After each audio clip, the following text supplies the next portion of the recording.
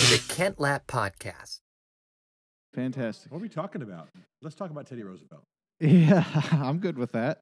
You're a history buff, so there's Oh, no topic, that you wouldn't know something about. I might That's know a my little bit. namesake, by the I might way. know a little bit. Really? Yeah, I'm Theodore Kent Lap, but I went by Kent because Ah. my parents didn't want me to be called Teddy. Yeah. So here I am, Kent. But Theodore's a dicey name for a man. Right? In the young days. And Yeah. then later he's like, I want to be Theodore. Okay. Yeah, exactly. So you recently had a son that got married. Did I see that correctly? I did. Okay, Yeah. congratulations. Thank you. My son's 35. Okay. Did what that young generation's doing. It took a long time to figure it out, but he's married a beautiful German girl. And they Oh, yeah? live up in Wonderful. New Jersey. Yeah. Ah, congratulations. Thank you. Now, do you have other kids as well, or is he your I have a own? daughter who's 30. Okay. Those are my two kids. And she is up in New York, works for an insurance firm, does a lot of acting and art and other things. So Okay. doing Yeah. well. Now, you split your time between D.C. and Nashville. Yes. Which is your favorite? Well, my joke is I go to D.C. to get schizophrenic and come to Nashville to get normal. But I think it's just two different things. I love Nashville. Yeah. I love the blue jean and boots, Yep. but intelligence and creativity. But I have to be honest, I really love D.C. Most people Oh, go yeah? to visit D.C. like in August with 500 school kids, and they go, I hate D.C., Yeah. but we love it. So I think it's equal. Yeah. I've only been to D.C. a couple of times, but I like energy and buzz and things going on. It seems like D.C.'s got it. It does have it. It's also a beautiful city. Okay. The city fathers control construction, don't let it get to a certain height so it doesn't okay. block out the monuments. Mm-hmm. And then if you're a foodie, and I'm not really, my wife's a gourmet cook, but if you love good food, the embassies compete with each other through their ethnicity of food, and they subsidize so they can get the top billing. That sounds And fun. so you are talking about TGI Fridays prices and eating world-class food in D.C., and most people who just visit don't know that. So it's pretty cool. Yeah, I could get on board with that. Come on. So what I thought we'd do with the time, we only have an hour, which thank you for it in Sure. advance. I appreciate it. Sure. So I'd like to get a little bit of an overview of the players, Trump, Pence, Biden, Harris. And then I'd like to get some of your thoughts on the state of the country currently, just news, partisan polarity, free speech, that type of thing. And then talk about the path forward. Great. So this doesn't come out immediately. This is probably out next week sometime, Andrew, right? Great. But we are, what are we? We're Monday, November 9th when this comes out. So build a little It's- cushion into answers. Yeah, that's cool. Yeah. It looks like we have President Biden. Yes, So let's talk about Trump first, though. Okay. Donald Trump. You wrote a book on this guy. I did. And do you feel like a lot of people fall in this camp? I feel like I don't fall into a real clean camp here, which is I'm not nearly as hardcore Trump supporter for a lot of people. And then I also am too friendly to Trump, for a lot of other people. Yeah. And there just seems to be this kind of weird middle ground. I mean, I was just looking over and I have a list here, and I'll just let me just burn through it just real quick because, it doesn't look like he's going to get a second term at this point. And it just has a lot of negative press. And there's a lot of people that just seem like, why would this guy ever be president in the first place? And why would you ever vote for him again? But then when you stop and think, well, maybe that's true. Maybe this guy, what has he done with his time? And just to read a few things, he's kind of gone from pro-choice to pro-life. I don't know a ton about that, but that's what I've read there. Under his administration, the Department of Justice and Attorney General have defended religious liberty. Tax reform, it was Business Insider called it the biggest overhaul to the nation's tax code in 3 decades. Our economy surged, manufacturing grew at the fastest rate in 30 years. African American, Hispanic American, and Asian American unemployment hit the lowest rate ever recorded, which was interesting because that's kind of the one knock is I feel like I hear a lot that Trump's racist. And then as well, when you dig in, that's a stat that's interesting. Women unemployment is lowest in 65 years. He's lowered cost for prescription drugs. He made a historic peace deal between Israel and the Arab nations, or some Arab nations. Strengthened our military. He's at least made an attempt to drain this swamp. I know that's a difficult thing to do, but he's at least made an attempt. He's installed 3 Supreme Court justices, 220 justices on the federal bench, established Space Force, which is kind of cool, made progress on criminal justice with the First Step Act. Again, something I think people wouldn't think Trump is for criminal justice, and that's maybe a stereotype. Has made progress at defeating ISIS, negotiated better deals with China, expanded sanctions against Iran, greater taxpayer-supported school choice. Another interesting one, made HBCUs a priority, so they got more money in 1 year than any president prior, and he's established permanent funding there. is taking much better care of our veterans. Interesting, Andrew and I both have a friend here who is a veteran who is now living in an apartment, and pre-Trump was living under a bridge. And this Wow. is a guy who served our country in the Vietnam War valiantly. I mean, and he wasn't being taken care of properly, and now he is. Like, that was kind of a personal example on the veteran front. And I mean, he's pushed hard for censorship, advocated for free speech, and had to battle this impeachment trial all along. So, just reading that list, probably like a lot of people, like, man, this guy's a hardcore Trump fan. I'm not necessarily, but he has done some good things. So, how do you assess Trump? Well, having Trump as your president and having Trump represent your values is like having your biggest fan be somebody you can't stand. Like let's say your biggest fan going around talking about you all the time. They just love you, think you're great, and you're kind of glad for that. But there's somebody you can't stand and ticks people off. I'm slightly right of center. I'm very clear about that. I'm not extreme right. I'm slightly right of center. So I'm happy with a lot of the things that Trump has championed. But what he has done has angered and distanced a lot of people. His manner, his style. I agree with you. Everything on that list, I'm 100% with. Okay. And by the way, conservative economics are such that if you raise the water level for everyone, then you're helping Black, Hispanic, Asian, women, blue-eyed women, whatever the class is. I don't agree. I don't believe in identity politics. I think you just have a good, strong economy, and all the things you just said happen. Female employment 65% higher than ever. That kind of thing. So all of that to say, I like a lot of the things he's championed. I've got friends in the administration, obviously friends on both sides of the aisle in the House and the Senate. But this is a man who just angers people. This is a man who distances people. This is a man who is so offensive you don't realize what he's done. It's like the doctor who walks out of a successful surgery and insults everybody in the waiting room. Nobody's saying, well, did you just work a miracle on that guy's brain? They're all saying, what an idiot. Okay. That's the sense in the country. And I'll tell you, some of my friends are some of the highest ranking Republican people in D.C. They will work with Trump for policy reasons. Can't stand him. So if they're having to grit their teeth to hang in there, then what he's done in the country as a whole has produced the kind of animosity that's now coming against him. Mm-hmm. So I think he's done very good things. I think he's going to be proven to be, in some arenas, the best president we've ever had. For example, HBCUs. They should go away saying, we don't want him to be president. Obviously, Blacks are voting against him in huge numbers. But for HBCU presidents have got to say, best deal we ever had. Yeah. So we'll have that kind of mixed legacy. And it's a tough thing because he's done a lot of what those of us on the right, slightly on the right, would desire. But he's done it in such a way you have to hold your nose to be around it.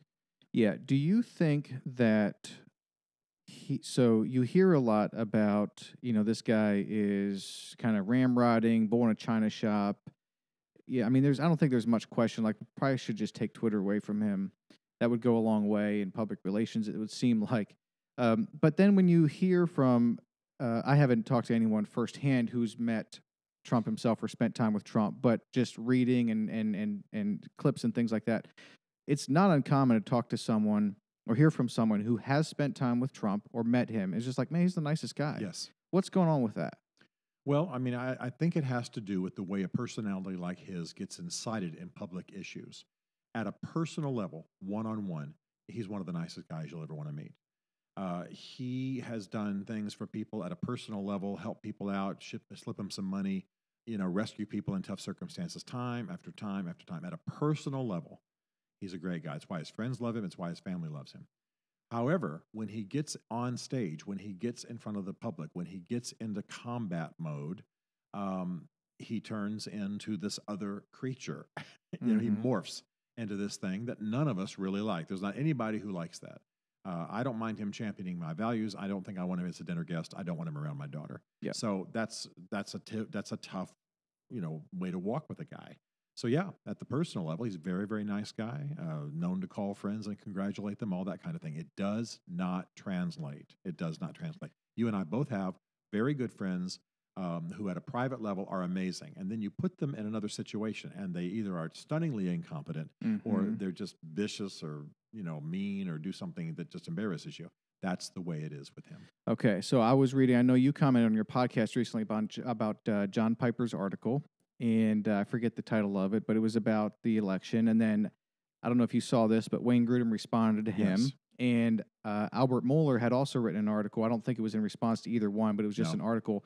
And the way Mohler put it was something along the lines of, if I'm trying to get in a next door neighbor, I would like to have Biden as a next door neighbor. If I'm looking for a president, he would like Trump as president. Right. And I thought that was put really well. I also think the surgeon in the operating room coming out and then just kind of being belligerent to the people waiting, I think that's put very well. That seems to like be a good description of where Trump has gone wrong.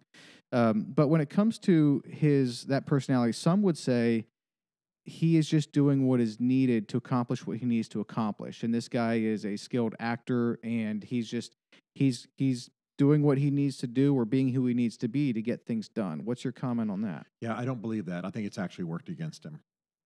I had a friend once who was stunningly rude, and I heard people say, well, that's just how he makes his point. That's just how he makes an impression. And I just thought, no, he's just being an idiot. He just doesn't know better. I think that as Trump goes and people are kicking him out the door of the White House, people will eventually realize the good that he's done. But he is stunningly insulting. And some of my friends in D.C. are people who have public people who have left the administration. I revere General Mattis, and General Mattis could not stay because Trump did not know anything about General Mattis's arena of policy and was unbelievably rude. And said things like, I know more than my generals. Well, here's General Mattis, don't even get me started on his qualifications. Yeah. And Trump doesn't know more, but it's just the kind of thing he says when he gets on stage. So this is what we're dealing with, this maddening guy who does great stuff, but I don't have a better illustration than the surgeon who's just performed a miracle and then offends everybody he's going to run into before he goes to bed that night. And that's what Trump does. And I don't think it's just his manner. I think that's excusing him. I have almost my entire family are Fox addicts and Trump devotees, and they just do nothing but excuse him. And I say, look, if we just could make a 20% adjustment here, he'd get 10 times more done. He's just ticked them off. I agree with that. They want to kill him to watch him die in Washington, D.C., I can tell you. Yes. So for the people that just have such a negative opinion on or assessment of Trump, what is those reasons? Did you mention the kind of the belligerence and the insulting people? What else is it? Well, to be quite frank with you, he hasn't done a great job of getting his accomplishments out. Now, some people are going to just laugh when they hear me say that because he's touting his accomplishments all the time. But most of what you just read, most of the country doesn't know. I totally agree with that point. And that's because he's kept his administration in a constant stir. Is it? Oh, gosh. I mean, absolutely. People are looking for jobs right now. They're concerned they're not going to get them because they've been associated with him. It's atrocious. So it is his manner. It is the utter chaos that reigned in his administration. In D.C., with the press, with the other departments, it's the stability within the White House. It's the way that radiates. He had constant turnovers. Two of his own chief of staff have gone away just saying a guy's an idiot. I mean, it is chaos. It's absolute chaos. And I have some friends in there, and they say, I just can't believe what we even get done working around this guy. I mean, the way he's behaved since the election, I think, gives us a good indication of what it was like 24/7 in there. So all of these things. Now, politics is a matter of hold your nose and hold your nose tighter. I mean, you make decisions not between Jesus and the devil. You make decisions between semi-bad and really bad. Yeah. And so Trump, in my opinion, is semi-bad. The Piper article I thought was brilliant. Hey, there are other sins that are also sins that can taint a people. Boastfulness, lying. He said, I just can't make abortion the only thing I'm looking at. I have to look at these other sins that are tainting the country. And that's the way a lot of people feel, even though some found their way to hold their nose and vote for him anyway. Yeah. So you think the fact that this list of things that I read of accomplishments from Trump's first term is that I was thinking that his campaign was mismanaged. And he did have a campaign manager he replaced the campaign manager in July, right? And yeah, it was pretty bad. I mean, it was pretty bad. He needed to.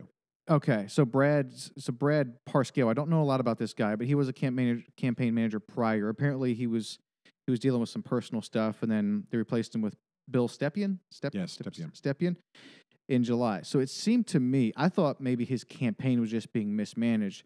You're saying maybe that's the case. I'd love to hear your thoughts on it, but maybe there's just no good way to manage a campaign for this guy. That's what I'm hearing you say. Well, that's partially true. If you were right now in this interview just shouting solo, it wouldn't really matter what I said. Yeah. I could say, listen, I want you to know I'm Jesus. I just showed up, and this is the second coming. And nobody listening would hear that because you're shouting all the time. So what you've got is the bright, shiny object that's Donald Trump. Everybody's paying attention to that. And saner heads are wanting to say, he's done more for African Americans. This is actually statistically true. He's done more for African Americans than anyone since Lincoln.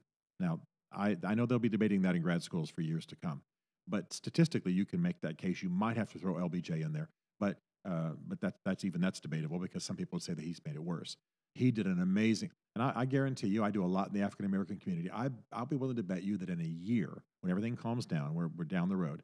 I say that to a group of my African American friends, or when I'm speaking at a HBCU, and they're shocked. Mm-hmm. They're shocked. Now they trust me because I guest lecture on African American history, and so they see me as a white guy who gets what they're dealing with. But if I make that statement in a year, they're going to be totally shocked because they have not heard it. A Mhm. campaign is about making sure that's heard. Yes. It's campaign's about making women voted largely against Trump, Yep. Especially older white women. But he's done more for women than most presidents. Mm-hmm. Does anybody, except those of us like geeks like you and me who study this stuff, do they know that? No, because the Yes. campaign couldn't get it across. So that's the problem. You've got the screaming, loud, draw all attention, insist on. By the way, I mean, fine, have the big rallies if you want to. That's not the best way to communicate the facts to the swing voters. Mm. And so the problem with the Trumps is they don't trust experts, they don't trust eggheads, they don't trust consultants. And so they go and do what they want to do. He likes doing those big rallies. That's what they did. They don't win campaigns. I'm just telling you that they look good on TV, but they don't win campaigns. Is that because a campaign is seen as sort of drinking the Kool-Aid? And if you're on the fence, you're not going to go to a campaign and they're just going to do their thing and they're all going to get all on board for Trump. But you need facts and data and information coming from printed sources or TV or something compelling you or giving you good reasons why you should consider Trump. Is that why campaigns are not good to catch people on the fence?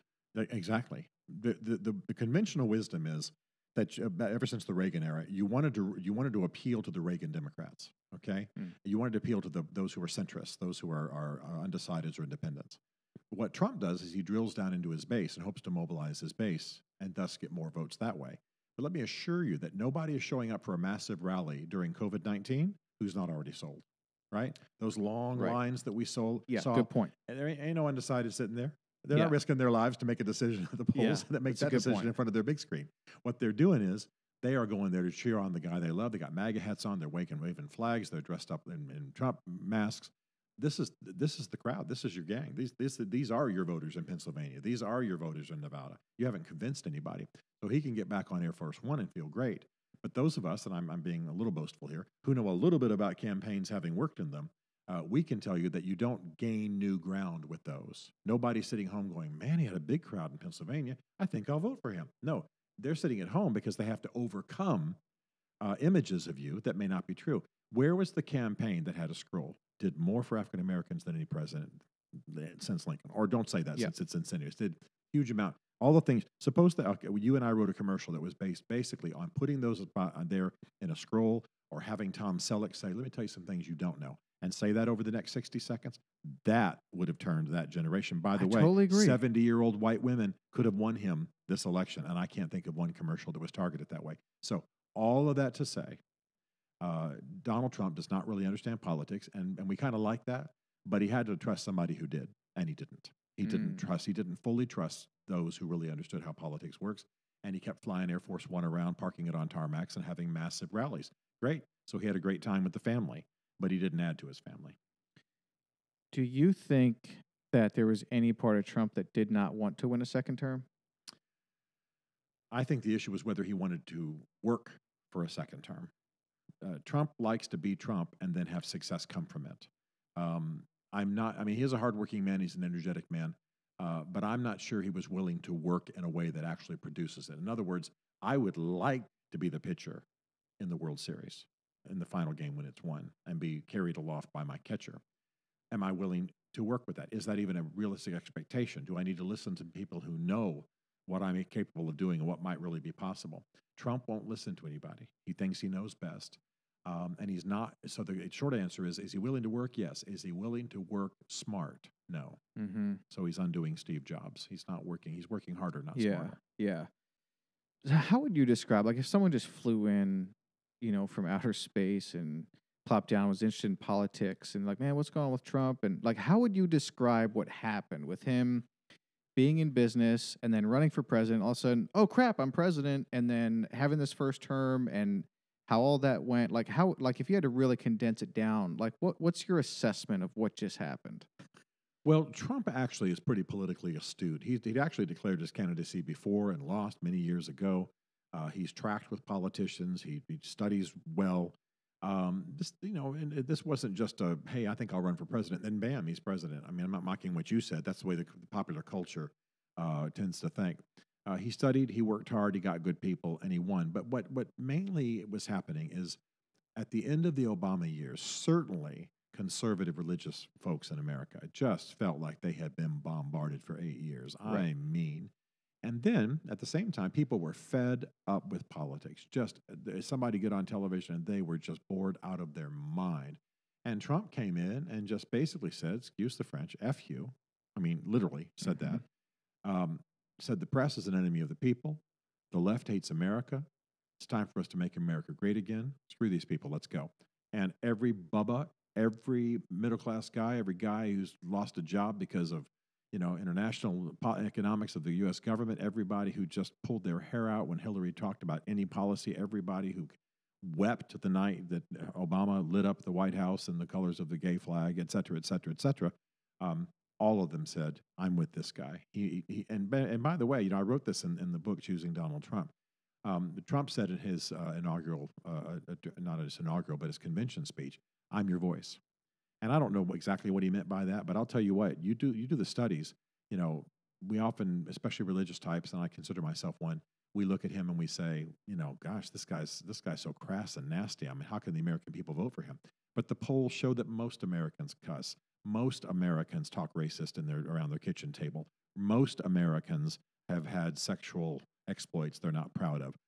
So it was almost like, even though he was a billionaire, he's every man, right? Yes. He's not that articulate. Most Americans, I do speaker coaching. I've seen the surveys. Most Americans don't feel comfortable speaking in public. They don't feel articulate.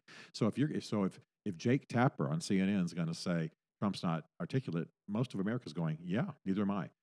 He's had sexual misconduct. Yeah, so did I. He goes around dropping the F-bomb all the time and says, let's beat some people up. Yeah, so do I. So you see where I'm going. Mm-hmm. So even though he's this, New England area business guy, billionaire, the fact is he hit a common tone unlike anybody since Harry Truman. What do you think is next for the Trump family? Do the kids get into politics? I think the best thing for Trump has a good political sense, and what he's going to do, I think, is leave the White House, but just bedevil Mr. Biden for the next 4 years. Just make him crazy. And really, you think he would do that? Yes, and there's already discussion of him running in 2024, and it's serious discussion. In fact, that's what's being used to get him out of the White House. Get out. Yeah. Get out, because we're going to give you another shot. Get out. Well, Mitt Romney said it very well just the other day. Trump is in charge of the Republican Party. It's a Trump GOP. And so his voice is, as Romney said, his voice is absolutely the voice of Republicanism in America. I mean, think who else is even close? Lindsey Graham. Lindsey Graham almost lost his race here recently. Who else would it be? Nikki Haley? There's not anybody at that level of prominence. So maybe Romney, but Romney's a centrist. He's hard. He's a lot of people consider him a rhino, Republican in name only. So all of that to say, I think that he will. I think what's going to happen with the family is they're going to stay on Team Trump, and I think we'll see one of them running in 24. In fact, we may see some of them in the Senate in the intervening election. Wow. Anything else on Trump you wanted to cover? Yeah, I mean, I have to say that as much as I'm grateful for values I have that he championed, I think his conduct right this second is leaning to the, not the better angels of his nature, but the lesser demons of his nature. Yep. And I'm saddened by that. I don't want to beat him as he goes. I think he's done some good things, and I think he's a better man than he lets on in public. But right now is defining his legacy the next 2 months, and it looks like he's going to throw a temper tantrum. So Let's Mhm. pray against it. Yeah. And why don't you call him tomorrow and tell him to stop it? Yeah. All right. So Pence, here's something that here's a guy that no one's talking about. Like, what's next for Pence? Uh, Pence is going to have a pretty hard road. He did a very difficult thing. He came on as the un-Donald Trump, the Republican who is un-Donald Trump, articulate, smooth, Christian, deep faith. And he basically did what the vice president is supposed to do, played the role, supported his president. And we don't know what conversations they were having in private. One of my best friends is also one of his best friends, and that guy assures me that Pence has often confronted the boss in private, but not in public, exactly as I would need to do if I worked for you. You know, talk to you in private, say, hey, I'm not sure this is a great idea, but in public, I need to stand with you. So I think he's a better man than he's given credit for, but he's going to have a very difficult road to hoe. Because he is seen as the accommodator, he's seen as the enabler, he's seen as the Nazi doctor, so to speak, the guy who did what the crazy man wanted. And so he's going to have to do something to bust out of that. And it's very possible now he could do that the next couple of months as Trump is refusing to concede, refusing to leave, doing massive rallies around the country, basically poisoning our politics. If Pence would stand up and do something decisive to bring that to an end. If Trump stood up and said, I was going to just torch this place, but Mr. Pence, my vice president, he talked me out of it. And he said we should do it for the good of the country. And I agree. He'd be the hero of all time. So if something like that could happen, great. But otherwise, he's gonna go into that long good night. He's gonna recede, probably end up in the private sector, because I think politics can be very, very difficult for him.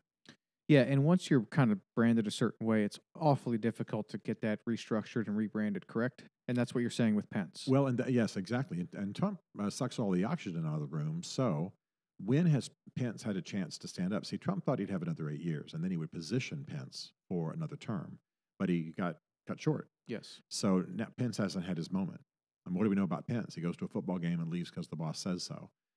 He backs him in all of his stuff. He gets on Twitter and echoes everything the boss said. He's never had his breakout moment. Yeah. If I'm the president, I'm in the 7th year of my 8 years, I start promoting the vice president. If he's a young guy and wants to be president, or a young woman, then I start promoting them and positioning them. But that process never happened. So he's the sock puppet sitting behind Trump in popular perception. And of course, Saturday Night Live skits will prevail if you don't. The communications, crisis communications wisdom in DC is get there firstest with the mostest. If you don't define the narrative, somebody else will. And right now, his opposition is, because he's never been given a moment to break out. Although he's obviously a very good man.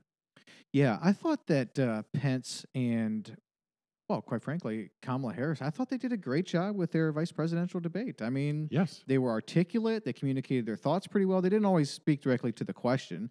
But I mean, that's politics, right? You expect them to answer the question. But their ability to communicate a message to the American people without reading it from a paper it's still stunning to me. Like, it's remarkable. Yeah. Like, to have that intellectual horsepower to communicate a thought without stumbling and stuttering and restarting and just getting it out. Like, I thought they both did a great job. No, they're impressive. They're impressive. And they both did a good job defending their values. Yeah. And again, I mean, I don't want to be sarcastic here, but the fly landing on Pence's head when he's in the debate becomes the distraction from what he's saying. Yeah. And that's the way it's been his whole time in the vice presidency. I see. Trump is this irritating fly that everybody's paying attention to. I don't mean to be insulting. And Pence is like, I can't get heard over this. This is what they'll be talking about in Saturday Night Live. Yeah. And that's exactly what happened. Yeah, that is what happened. So do you think there's any chance that Pence runs in 24, or is that extremely unlikely? It's extremely unlikely at this point. But only fools make predictions in American politics. Anything could happen. He has a breakout moment, becomes the champion of something. Absolutely. But as it stands right now, he's been buried. That's what's gone on here. And if I had been sitting at the table, I said, look, you're burying your vice president. Let it. I mean, we don't even know, as you and I sit here right now, we can't name one policy initiative he was made responsible for, except supposedly COVID, which we know wasn't true. And that went badly. So there's not any success that he's had in 4 years because he wasn't given the reins. He's been in the shadows of the big man. Yeah. If he doesn't have another breakout moment, he will never ascend again. Yeah.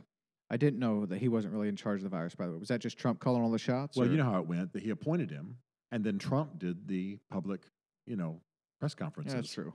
Yeah. When did we ever see Pence Never. again? Yeah, exactly. never. But that's how it goes. I see. And so another man who's got a little bit more self-control would say, let's put Pence on the front. Now, I'll meet with him afterwards and say, what the heck were you thinking? I want you to say this. Then we'd have an argument, and then he'd go out and do the press conference the next day. Yeah. Instead, Pence wasn't even on the stage.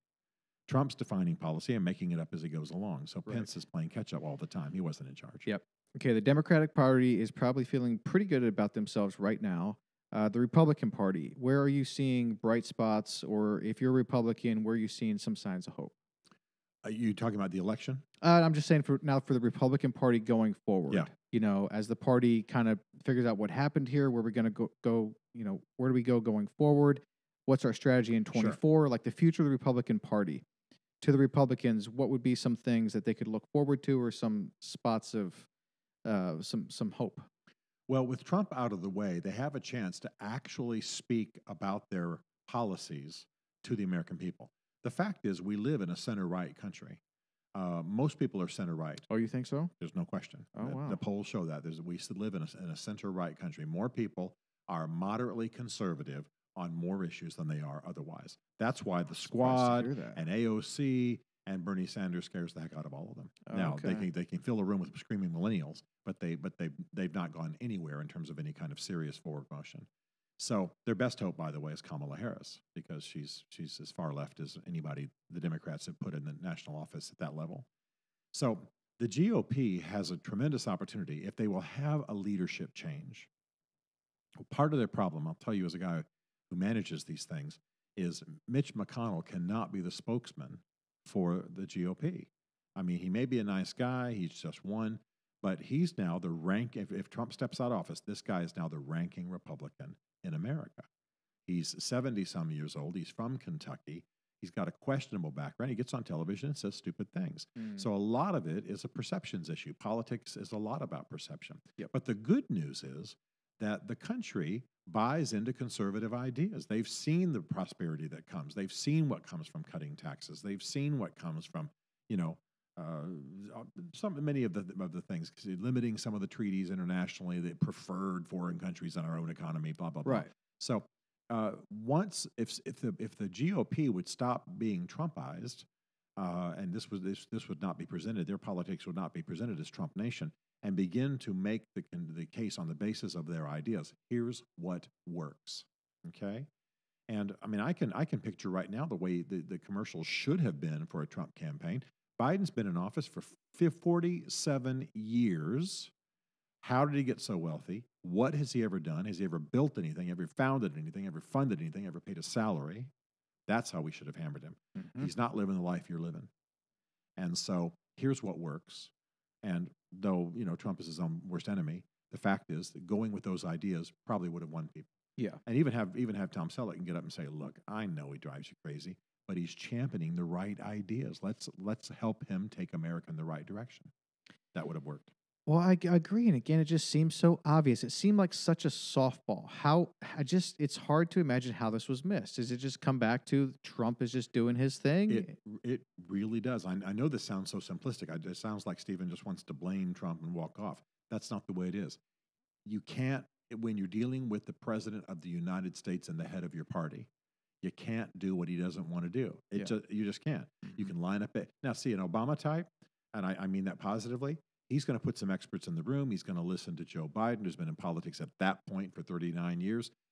He's going to listen to the guys who got him there. He's going to really take counsel. He's going to go out and sit on the back porch and smoke a cigarette, and then he's going to come back in and make his decision. But he will have listened to people who know what they're doing. Trump believes he knows what he's doing between his own ears, and so he makes decisions. The best example I can give you very briefly, you remember when Melania made her speech at the convention, and you remember it had a lot of plagiarism in it. Mhm. Well, my firm does a lot of that kind of thing, so we tracked what happened. They don't trust experts. They asked a staffer to dump a bunch of really great First Lady speeches type stuff into a file, and that staffer went and got stuff from Michelle, got stuff from Laura Bush, et cetera.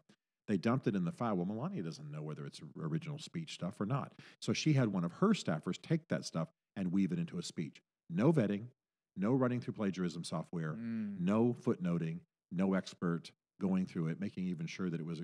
And as a result, this woman should have an amazing speech, right? She was born in a country with dead bodies being dumped on her front door, and now she's First Lady of the United States. I think I could write a speech that would be winning. And instead, what was the buzz the next day? Mrs. Trump steals every other first lady's, Yeah. throwaway lines. Yeah. So all that to say, they don't trust experts.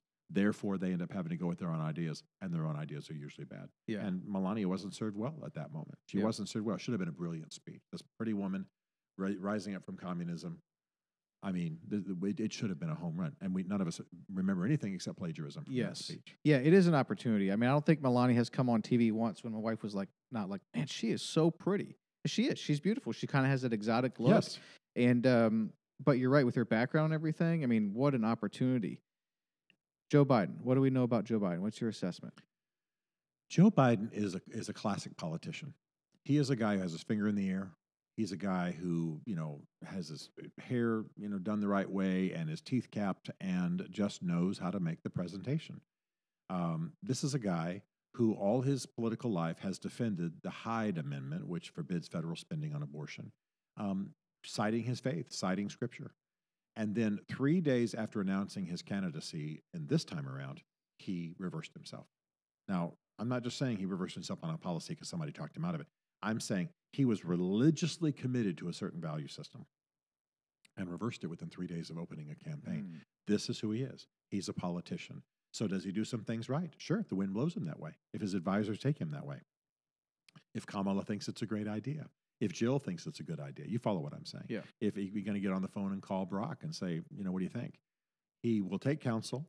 He's a nice guy. He is going to restore civility. He does a great job getting along with the other side because he's a good politician. So I'm actually complimenting him on what I'm saying right now. He's the guy everybody on the other side wants to talk to when they're trying to make a deal. He's the guy that goes, I think we can mess with this policy a little bit and make it fit in everybody's pockets. That kind of thing. He's the good old boy politician who makes things work. It's why Barack Obama, who was outside of D.C., brought him in as vice president, because he knows how the machinery works. He knows how to put his arm around a guy and pour him a bourbon and say, Joe, what the heck with you, buddy? We played golf for years. Why are you doing this to me? And before the guy leaves, he's pantless and doesn't know it. And that's Joe. And so I think he will be perceived ultimately as a moderate president, which may be a good thing. I think he will be liberal on some things and conservative on others. And overall, because he's a good actor, and I mean that both positively and negatively, he will restore the decorum of the presidency that we definitely have lost in the last 4 years and maybe before that. But Joe Biden is best understood as the consummate politician. He's a go along to get along kind of guy. Yep. And he won't have a lot of command. He can act like he has command, but it won't originate with him. It'll originate with somebody else. He'll be using somebody else's guts. Any concerns on the state of his mind? Well, no, because he doesn't have any kind of dementia. Doctors have confirmed. He made silly statements on the stump, when he was out campaigning. He often didn't know where he was. He once said, "That's why I'm running for Senate, because I want to do the following things for America." He's just playing old tapes apparently. Yep. But I'm not concerned as yet. But Okay. I do believe, frankly, not that there's a conspiracy, but there's a full expectation that he will at some point leave the presidency. First 4 years, second 4 years. I think within his circle, there is the willingness for him to leave office, and I think that's why he chose Kamala Harris, not just to get elected this time, because the guy will be 84 if he has 2 terms. He'll be 84 years old. He'll be running for office when he's 80. Yes. Well, no joke. And so he's brought in a vice president who is young, who's articulate, who's been an attorney general and a U.S. senator. Who will be his legacy? First black woman, first, all the first with her. And by the way, I'm with those. I have 8 African Americans in my family. So the last thing I am is upset about that. I'm thrilled my nieces are looking at her and going, hey, I can be president too. So and I said, and hire me as your campaign manager. So all of that to say, there is expectation he will transition out before 8 years is up. But I'm not concerned about him at the moment. Okay. What is the procedure for that? If it becomes clear that this guy does get some dementia or becomes mentally unfit to be president of the United States, what happens? His doctors, Jill, those around him, I keep saying Jill, I should say Mrs. Dr. Biden because I respect her, will go and convince him before it gets really horrible. Reagan showed some dementia at the end of his 8 years, and we already know how our president resigns. He just submits a letter to the vice president. That's what Nixon did. He just simply says, I am resigning. It's that easy. Yeah. The people of America can bring you in as president of the United States, and you can actually resign at any time you want. He can leave anytime he wants. Any president can leave anytime he wants. Absolutely. Nixon chose to leave. He had already been pressured for years. He chose to leave, and he did it with a piece of paper. That's exactly how easy it is. So there's some background checking, so a little bit of behind-the-scenes legality to make sure nobody's faked that letter. Sure. But Nixon got on television in full, clear mind and said, I will not run for the presidency. I'm resigning right now. So, and that's how LBJ did it. I mean, everybody does it that way. So it really is that easy. Thinking strategy. If he does that about 2 years in, that gives Kamala 2 years as president, which tees her up much better for a re-election 4 years from now. If he stays in as president, now he's got to run, but he'd be incumbent, so that's in his favor, but he's got to run as an 80-year-old, and his state of his mind is probably not going to be better than it is now. Right. So when you're thinking strategy for the Democratic Party, it's probably a better strategy if he resigns at some point in the next 4 years. Wouldn't you agree? Well, what they'll probably do, if this is even going to happen, is he'll run again and win, because it's very hard to unseat a sitting president who's making any sense. Okay. And then, not too long afterwards, Okay. he So will, that's what he you will see? say, the strain of it all has become too much. Yeah. I'm grateful to the American people. I've had 5.5 really great years. Yep. But thank God we've got this vice president who is just unbelievably experienced. She was there when Israel did this. She was there in Russia when that happened. She's been sitting as the president of the Senate. She's blah, blah, blah, blah, blah. I'll tell you what, she's going to make a great president, and she will immediately become president of the United States. Okay. All right. Well, we have that to look forward to. Kamala Harris, what do we know about her? Kamala Harris, very competent woman, very strong, very good mind, did a great job as Attorney General, ran for Senate. What's interesting about her is that she has not won anything at the national level until she ran for vice president. She was one of the first. She was the first to drop out of the entire slate of Democratic candidates. What were there, 20-something of them, maybe almost 30, who ran in the primary? She was the first one to drop out. She did not win a state. She's not done well on her own. When he picked her up, made her his vice presidential nominee, she fit a certain mode. She fit a certain style. She fit a certain position. She was in the right setting. So she's very left-leaning. She was a good prosecutor. She's a law and order person. She gets it. But she is left-leaning. The most disturbing thing I've ever watched was when it comes to her was there was a Roman Catholic man who was a judicial nominee, and she was in the Senate hearings. And she took his head off for being Roman Catholic, and she took his head off for being in the Knights of Columbus, which is a men's organization in the Roman Catholic Church, basically a benevolence organization, a charity. And she just decapitated him because both of those were bigoted against women because they were bigoted against abortion.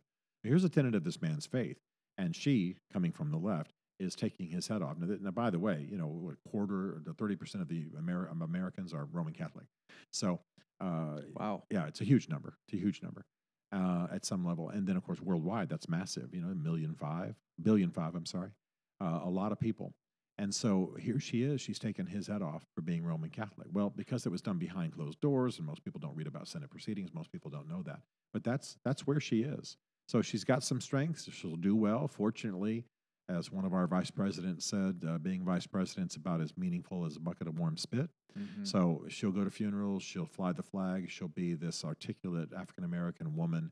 And not just, I don't mean she's just eye candy. I mean, she's gonna be good in those roles, but she won't be defining policy other than her influence on Biden. And that's where the weak point comes in for those of us who are right of center, is that he's so malleable, and she will play a role in convincing him. Okay, so in other president, vice president scenario, the vice president is usually not nearly as influential, but we expect Kamala Harris to be quite a bit more influential with the Biden-Harris ticket. He would be a fool to have asked her to run for vice president and then think he's going to shut her down.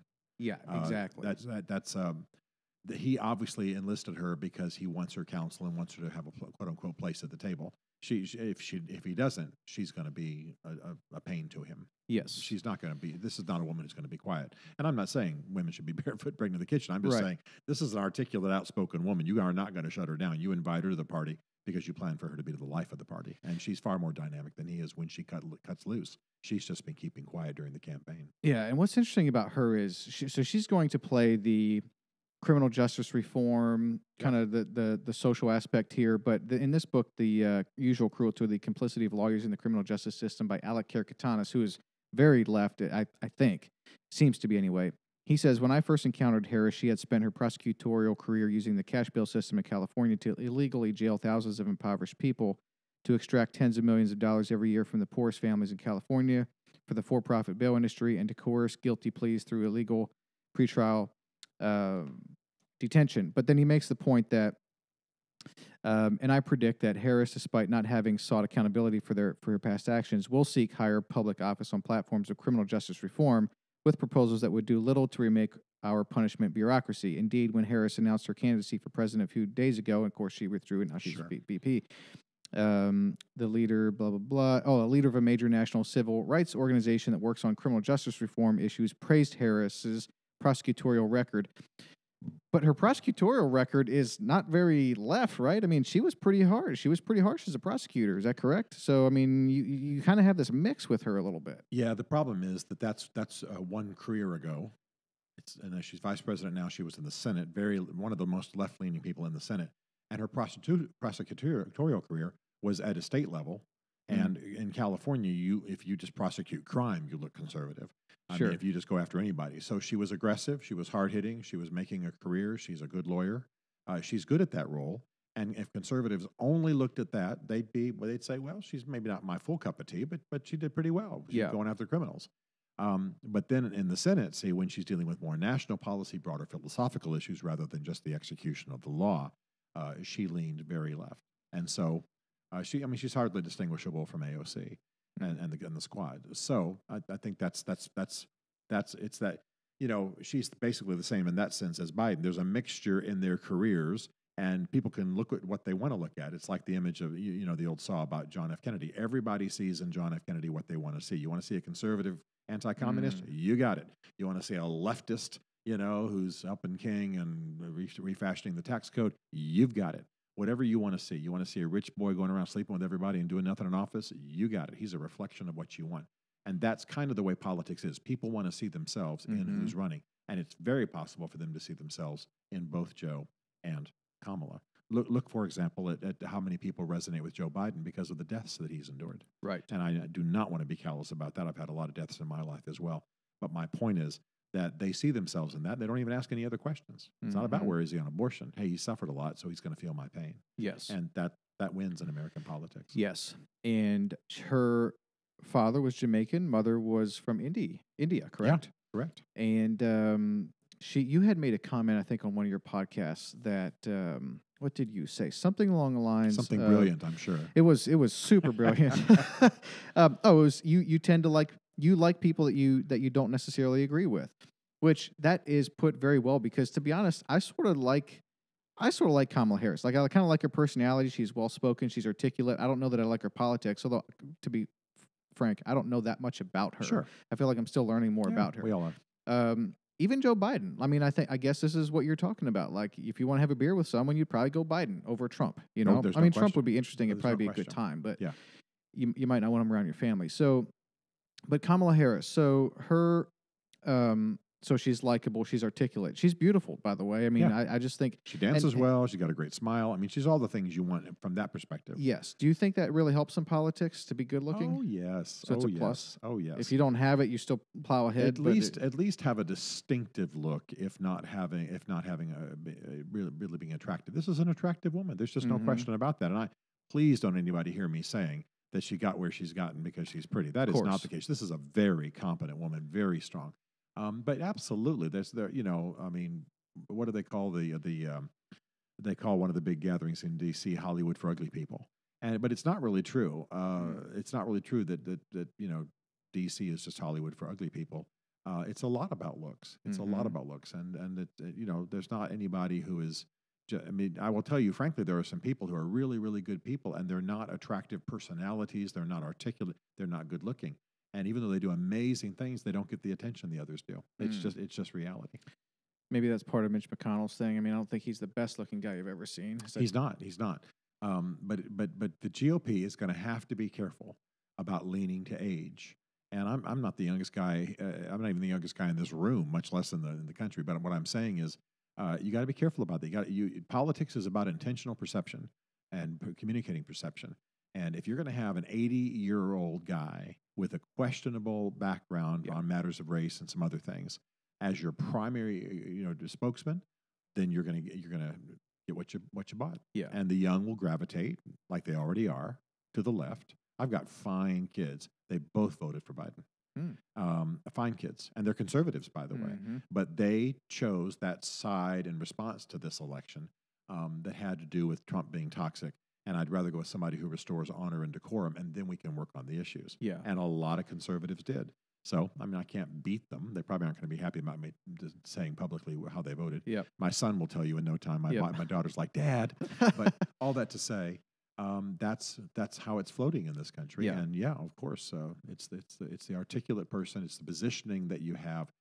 And McConnell's. I'm not saying his day is done in the sense he should be removed from office, but just even if as the Speaker of the House, Speaker of the Senate, he doesn't have to be the lead conservative spokesman in this country. And that's a huge mistake they're making. How would you describe, or how would you talk through the current state of the country? I mean, it seems like our news, I just feel like it's hard to know who to trust with news. We have this polarity. We have what seems like an attack on free speech. We have this racial divide. There's all these questions about cops, which we don't hear so much about as we did 3 months ago, but just the state of the country. What's your assessment? I think we're in the process of remaking ourselves. And I think that ultimately it can be a good process. I don't believe that we're just going full on Marxist or, like some people are complaining. I think a lot of what's happening is good. And that people will be surprised to hear that, because most folks think America's just falling apart, going to hell. I don't believe that. I think good things are happening. I'm saddened. Again, I've got many African Americans in my family, and I attend almost entirely African American church in D.C. I'm one of the few white guys that are I'm at like 2% on staff, and they call me the white spot. The kids call me the great white father. And I look at the killings of this last summer of African Americans, largely by police, and I'm grieved. But I see good things happening. I'm not sorry for the good that's coming from it. I can endorse the Black Lives Matter sentiment without endorsing the Black Lives Matter organization, which I think is fairly atrocious. So overall, I think we're heading in the right direction. It's about change is finally underway on some important fronts. The issue is how it's going to be managed. And some of that change, I'll have to say, even though I did not vote for Joe Biden, will be better managed by somebody who's steady like him rather than Trump, who sees every problem as something that a sledgehammer ought to address. So there will be some things that will be better off. But overall, I'd have to say, we've got a chance to do some right things here. Not that Trump did only bad things, but he couldn't have done the delicate work that needs to be done now. Do you think but Biden can't make news become trustworthy once again? Of course, that's a different thing. But it feels to me like the news has lost some of their trustworthiness. No question. What's the path forward there? Well, see, again, let me just say real quickly, our founding fathers intended for us to be in tension with each other. They intended for us not to trust each other. They were for the most part Christian people, and they were for the most part believers in the fall of man. And so what they were afraid of is the smoke-filled room and a bunch of us sitting around together getting along really great. So what they wanted was division of separation of powers. What they wanted was the veto. What they wanted was the ability to have a government shutdown if we couldn't agree about budget. So I believe with all my heart that the press is about to come in for a spanking, and they need to. And the things that happen throw kerosene on fires that are already burning, and the tension's good. The press knows they screwed up. Pollsters, one of the lead pollsters in this country is a guy named Frank Luntz. He said, if Trump loses, our profession is in trouble. Well, we have known for decades that the polls are wrong, and they're actually defining attitudes towards American public policy. Yes. Right? Well, now that's come to the fore. Now people are realizing that there's mathematical problems with polls. Now they're realizing what's going wrong. And the press is going through a serious soul searching because none of them had it right. None of them had it right. even in the way that the election was called. I mean, I'm saying on the one hand, I don't think there's the kind of corruption that's going to change who's heading for office, but I do believe there was corruption, and I do believe that the press contributed to it, inadvertently at least, if by calling these elections way before they should have, even though they were more cautious this time than they were in Bush Gore. So all of that to say, I think the press is about to come in for a well-deserved spanking, and it's coming about because of the cultural forces that are exposing what's wrong. What am I saying? The system is working. The process is working. The way you bring change in America is working. So I'm actually glad, and I'm on some of those shows, and I say, hey, you guys are going to have to change it, man, because you're about to sink. You're about to sink. It should be very telling that Sean Hannity has the highest rated cable news show, just kicks CBS, ABC, NBC, everybody to the curb. Why is that? Why were in this last year and the year before the top cable news shows in America, top 7 of them conservative?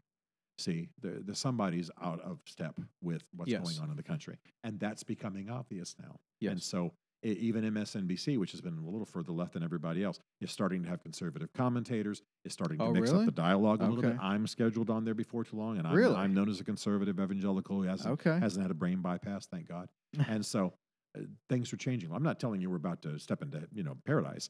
I'm just telling you there's a chance here to fix what's broke. But part of this, I have to say, and here's where I get a little preachy, part of this is that Americans have got to stop being lazy. Most people would like for Uncle, Walter Cronkite to get on the air every night and for 30 minutes tell us what we're supposed to believe.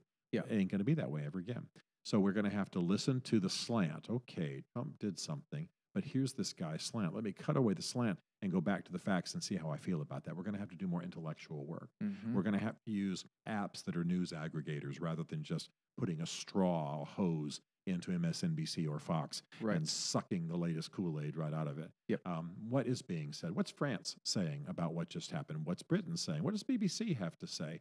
What about some alt, news source, left or right? What does the gay publication in my town have to say? I read that stuff all the time, not because I believe it, but because I want a fresh perspective. So I cut away the philosophy and I look at the facts. And I hope I get pretty close to it. In other words, we're going to have to do a little bit more homework, work a little harder for it. Yes. All right, going forward, what's the path forward as it relates particularly to the big things going on? Virus, economy, potentially a stimulus, guns, abortion, education, kind of the big topics here. Where do you see us going forward now? Well, I think it's very likely we're going to see an expansion of abortion rights. That's where the next president and his vice president are committed. So what I do is I adjust my game. I expect an America in which abortion is completely legal, but I'm working for one in which nobody wants an abortion. You see what I mean? I don't expect the government to do my job for me. On abortion, we can work that way because that's a voluntary choice. Everybody who gets an abortion, except in extreme medical situations, is choosing that. Well, I'm working for a culture in which they don't choose it, even though it's legal. Guns is a slightly different issue, but nobody's coming along to take away our guns. There might be some restrictions on sales. There might be some waiting periods. I'm actually in favor of a little bit of that. I don't think a drunk guy should be able to buy a gun, as they can, by the way, in 37 states right now in the U.S. I don't think a guy who's piping mad and spouting obscenities about his wife should be able to buy a gun that night. What's wrong with waiting 48 hours? Bambi will wait, if that's what we're really wanting. So, and I'm a gun owner. I have a concealed carry in D.C. and Virginia, and I'm a gun owner. I believe in it completely. So we'll have to fight some of those battles, but I think the good news is the focus will be back on those things. Trump didn't do anything for guns. He did very little on the issue of abortion. Very little on, he appointed Sam Brownback as his religious liberty representative, ambassador, but very little otherwise on religious liberty because he's busy with other fights. So now I think we can actually focus on some of the things you've just listed and maybe go after them in a healthy way. Joe Biden, by the way, is a gun owner and a hunter. And I don't think he's going to say, take everybody's guns. So that's the big fear where, I spent 10 years in Texas, and that was the big fear. They're coming for our guns. And they're just not, by the way. They're just not. But I certainly don't have any problem. I don't think any other rational person does with the idea that a little slowdown at the sales point. So not every nutcase gets an AK-47. Do you think they're going to send out more money to the American people? Yes. Oh, yeah? Yes. I think that'll be one of the first things Biden wants to do is work with Pelosi to have another stimulus bill. Now, of course, the Republicans still have control of the Senate. Yes. And so they could block a stimulus bill? Yes. Okay. The problem there is it is they have a majority. If they end up with the majority, we think they're going to have of like 1 or 2. So it's going to be very possible for that majority. They're going to have to be absolutely right and convince everybody for the Republicans and the Senate to actually win something. They're going to have to they can't have any defections, and you have a number of moderates. You have Romney, you have others, and so you can't have any defections. You'll have to have a solid voting bloc to do the job. And of course, Democrats are going to have the House, and they're going to have the White House. So all of that to say, they're not going to be able to prevent everything. But the good news is, again, our founding fathers designed it beautifully. Back in the day when Bill Clinton was president, he had to fight constantly with Tom DeLay. They really disliked each other, but they came out with some brilliant public policy, brilliant, the best reforms of welfare, some of the other best reforms.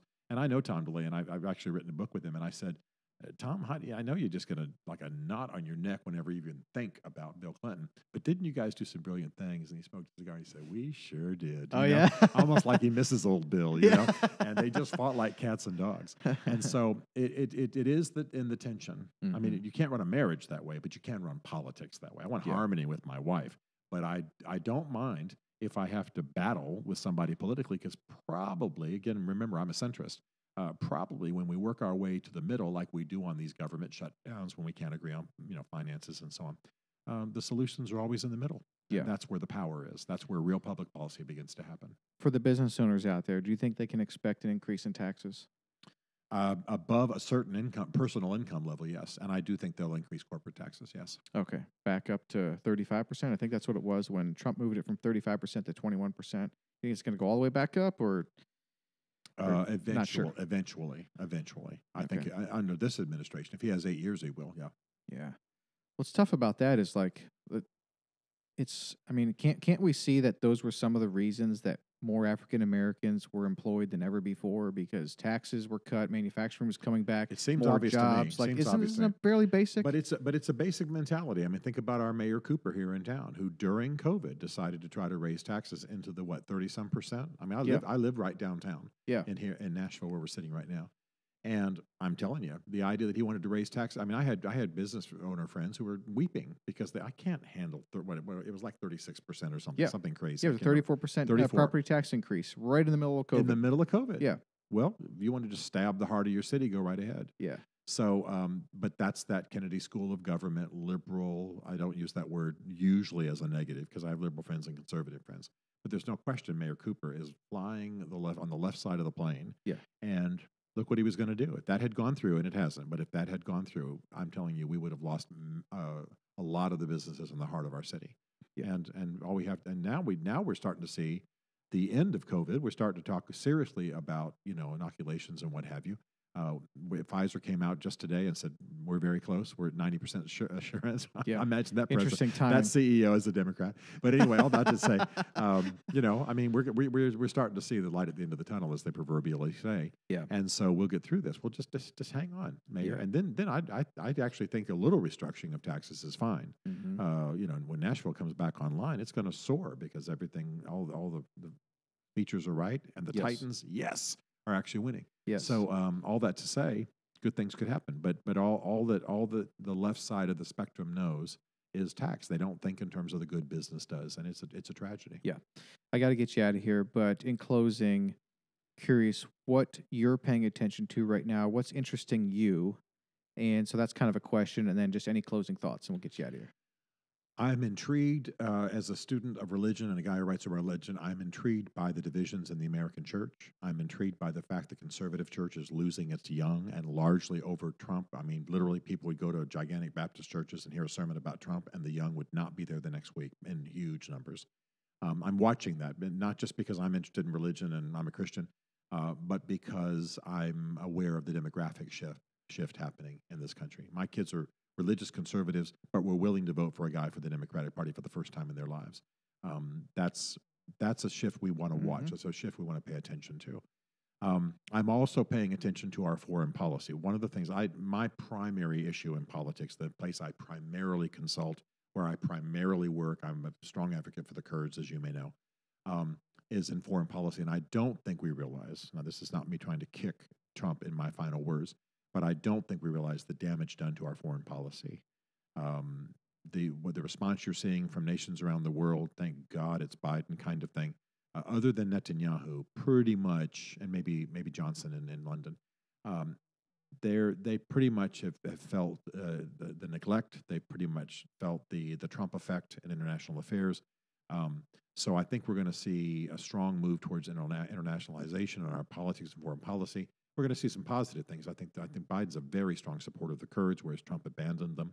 So foreign policy is what I'm watching closely, other than this domestic religion issue. Mm-hmm. Stephen Mansfield, thanks for coming on the Man, podcast. it's great to be with you. Good Pleasure. job. Thank you. Thanks. Come on, let me get a picture of you real quick. You made me sit here staring at bourbon the whole time and didn't even offer a brother a drink.